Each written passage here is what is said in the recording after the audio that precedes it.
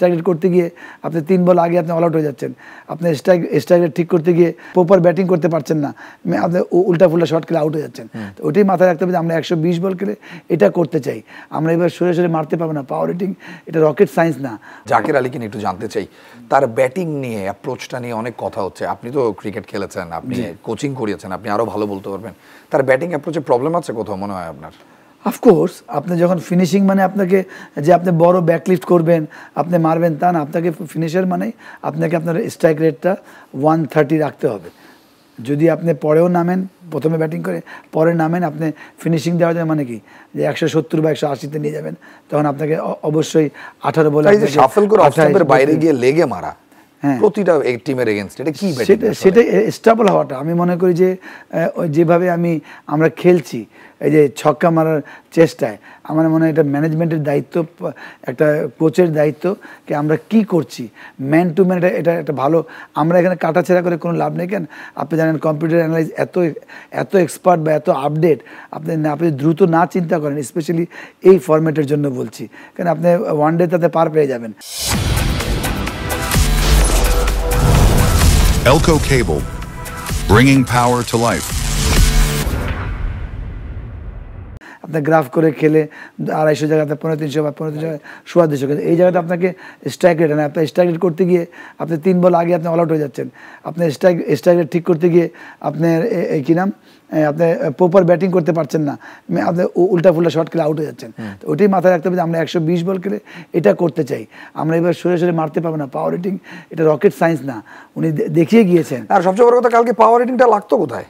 হ্যাঁ, সেটাই তো আমি স্টার্টিং এ বললাম যে দুঃখজনক তো আছেই ব্যাটিং, বাট একদম সেন্স দিয়ে ব্যাটিং করি নেই। হয়তো কোচরা বলতে পারে আমরা বক ডাউন হবো না, আমরা মারা বল মেরে দিব, তাই বলে আমরা এইভাবে মারবো?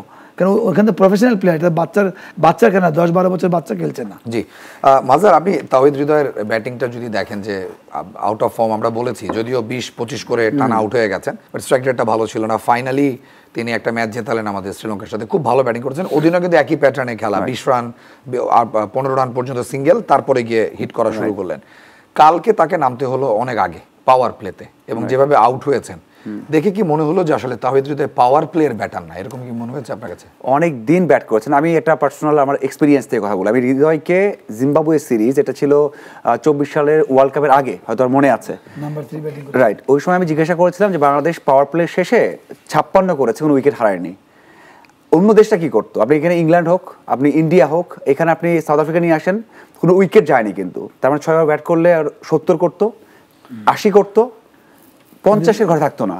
আমি জিজ্ঞাসা করছিলাম যে মনে হয়েছে কি আপনার কাছে যে এটা আর একটু বাড়তে পারতো? উনি আমাকে উল্টা কোশ্চেন করেছিলেন যে আপনার কি মনে হয় এটা ভালো না? তো আমাদের সেন্সটা ওই জায়গায় আটকে আছে এখনো।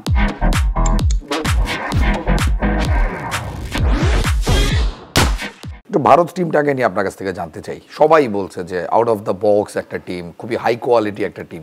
What makes them different than others? প্রথম হচ্ছে তাদের যে পলিসি মেকিংটা, গত 10 বছর যাবৎ তারা ওয়ার্কআউট করেছে, তাদের স্ট্রাকচার তারা ইমপ্রুভ করেছে, ফলোড বাই তাদের যে পলিসি, কি আমরা T20-তে এই স্ট্রাইক রেট চাই। সেম যখন আমি একটু পিছনে আছি, 90-তে যেটা ছিল, 90 বা 2006, 7, 8 পর্যন্ত অস্ট্রেলিয়া দল কেন হয়েছে? ওদের ডোমেস্টিক স্ট্রাকচার, ওদের প্ল্যানিং, ওদের পলিসি। স্টিভো, আমি 2003 আমার সৌভাগ্য হয়েছিল টেস্ট খেলতে যাওয়া অস্ট্রেলিয়াতে। আমি স্টিভোকে জিজ্ঞেস করছি, উই ভেরি আনলাকি, আমরা চাই তোমাকে ওয়ান ডে দেখার জন্য, তুমি ছিল ওয়ার্ল্ড কাপে বাদ পড়েছিল। তো ওই যে ও টেস্টে যাবে, আমি খুব লাকি যে অস্ট্রেলিয়ান বোর্ড আমাকে টেস্টে অ্যালাউ করে। তো সেম ইন্ডিয়া ওই পলিসি নিল, কি আমরা কি করলে হবে। ওই জায়গাটা তারা কী করলো, তখন টেস্ট ম্যাচে ভালো খেলার জন্য অ্যাওয়েতে তারা ফাস্ট বোলিং জন্ম দিল 10টা, বেঞ্চে বসে থাকে 5টা, মাঠে খেলে 2-4টা। তো সেম কিন্তু T20-তে কী করবো, ওর IPL শুরু করলো। এই যে 12-14 IPL-এ আমরা কীভাবে ইমপ্রুভ করতে পারি, ওকে উইকেট আমরা সেরকম বানাবো যাতে 200, 200, 250 রান সেফ না। এই আজকে ইন্ডিয়ার এই এফেক্টটা সবার সঙ্গে একদম পার্থক্য করে দিয়েছে।